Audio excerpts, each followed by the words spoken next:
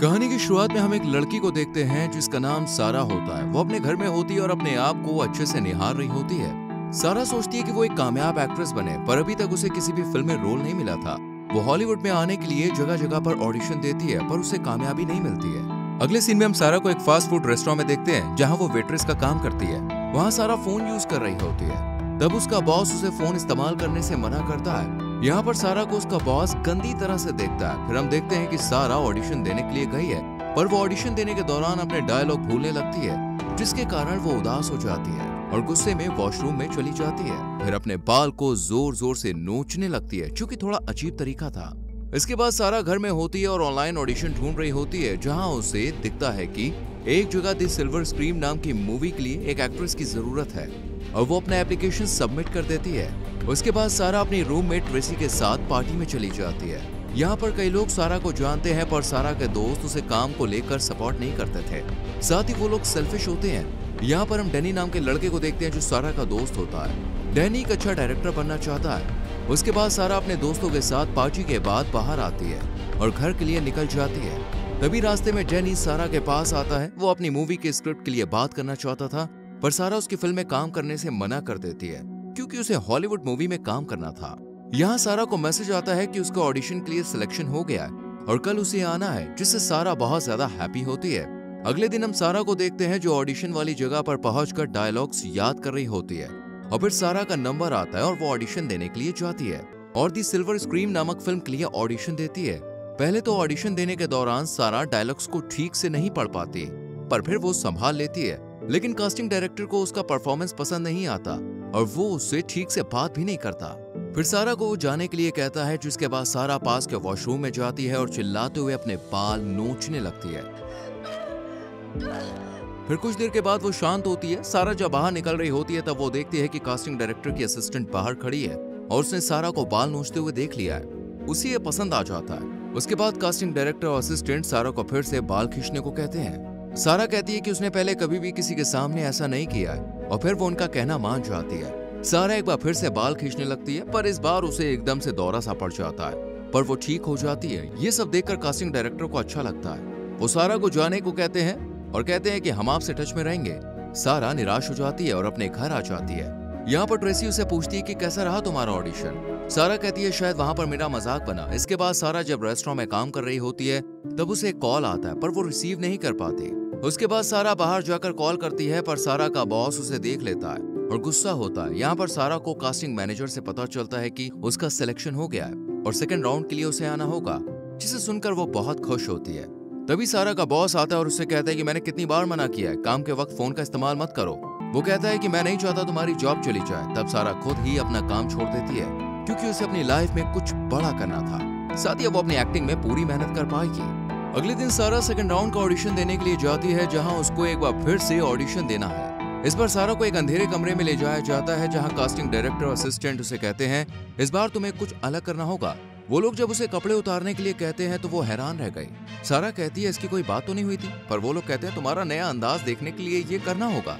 वो कहते हैं तुम जानती हो हमारी पावरफुल प्रोडक्शन कंपनी है और तुम हमारा काम जानती हो। सारा अपने करियर के बारे में सोचती है और फिर इन मांगों पर सहमत हो जाती है।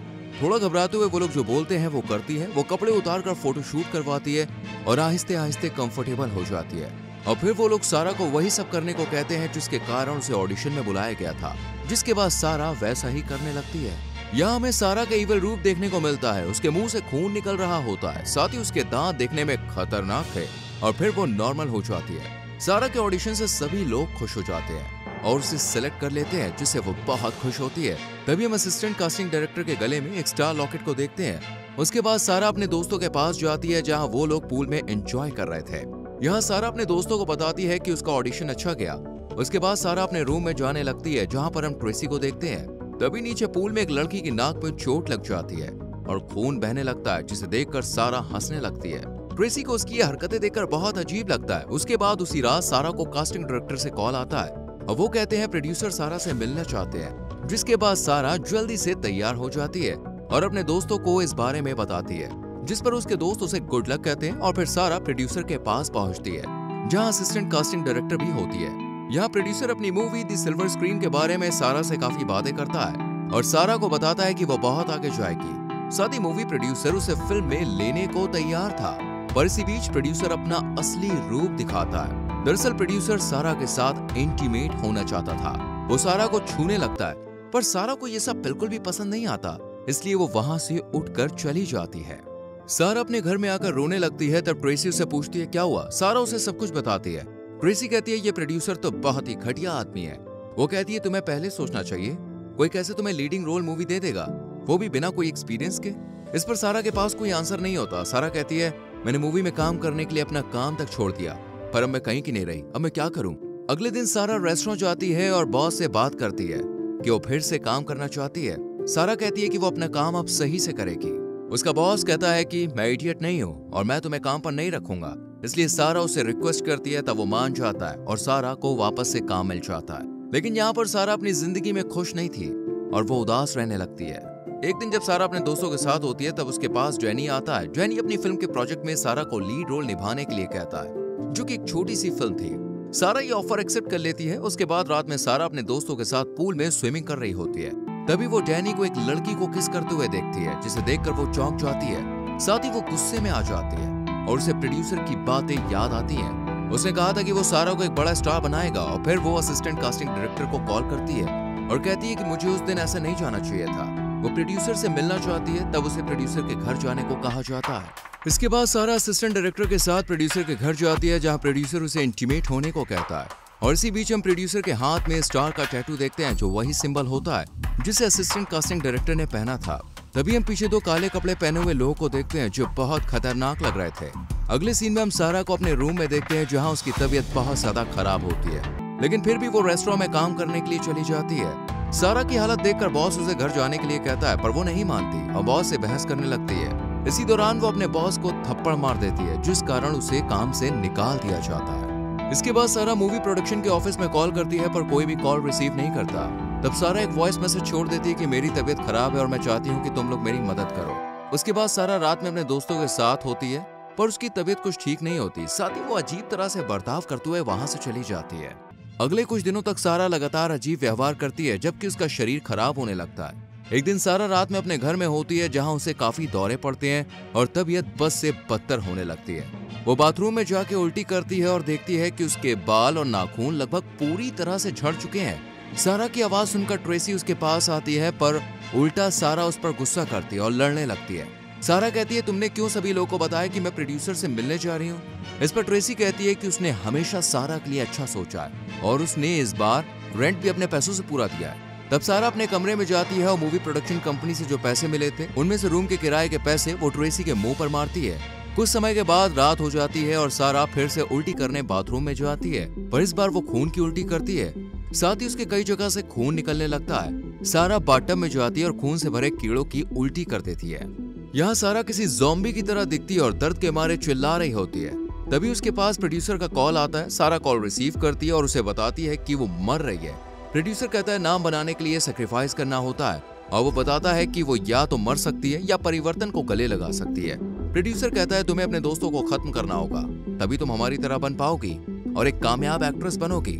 सारा मान जाती है और अपने आप को तैयार करती है। उसके बाद सारा अपने दोस्तों के घर जाती है और उसका चेहरा चाकू से काट देती है, फिर उसे खत्म कर देती है। उसके बाद वो डैनी और एक फ्रेंड को मार देती है, वो भी बहुत ही दर्दनाक तरीके से। दूसरी तरफ हम मूवी प्रोडक्शन की टीम को देखते हैं, जहां बहुत सारे लोगों ने खुलासा किया कि वो एक सीक्रेट कल्ट है जो एस्ट्रियस नाम के राक्षस की पूजा करते हैं ताकि वो उसे जिंदा कर सकें। वो एक अनुष्ठान का आयोजन करते हैं। इसके बाद काले कपड़े पहने हुए लोग सारा को जमीन में गाड़ देते हैं और सभी लोग मिलकर उस पर रिचुअल करने लगते हैं, जिसमें प्रोड्यूसर और कास्टिंग डायरेक्टर भी यहाँ होते हैं। यहाँ सारा एनलाइट एंड एकोलाइट से घिरी हुई थी। ये रिचुअल फॉस्फोरेसेंट लाइट रॉड्स के साथ आपस के स्टार शेप में होता है। अगली सुबह सारा का एक खून से सनी झील में पुनर्जन्म होता है, जो कि एक ईवल का रूप होता है। वहाँ उसके लिए एक उपहार छोड़ा गया है जिसमें हैप्पी बर्थडे लिखा होता है। सारा अपने अपार्टमेंट में लौटती है। वो चादर ओढ़कर लेटी होती है।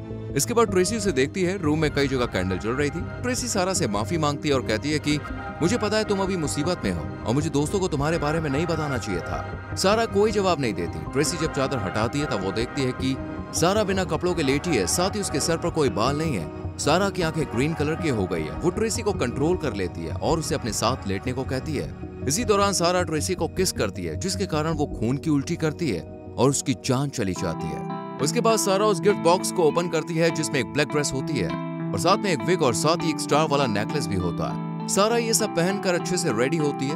दरअसल ये मूवी प्रोडक्शन वाले लोग एसरियस नाम के राक्षस की पूजा करते थे और उन्होंने सारा का इस्तेमाल करके उससे सेक्रीफाइस करवाया और उसे ज़ॉम्बी की तरह दोबारा जिंदा करवाया। सारा का एक्ट्रेस बनने का सपना तो पूरा हुआ पर उसने अपनी पहचान ही खो दी। और फिर दोस्तों ये मूवी यहीं पर खत्म हो जाती है। फ्रेंड्स, अगर आपने मूवी एंड तक देखी है तो चलिए हमारे एक सवाल का जवाब दीजिए कि सारा को क्या बनना था। कमेंट सेक्शन में अपना आंसर जरूर लिखें, वीडियो को लाइक और शेयर करें और ऐसी और बेहतरीन मूवीज के एक्सप्लेनेशन के लिए चैनल को सब्सक्राइब करके बेल आइकॉन प्रेस करें जिससे आने वाली वीडियोस आपसे मिस ना हो। मिलते हैं आपसे अगली वीडियो में। Till then bye bye, take care.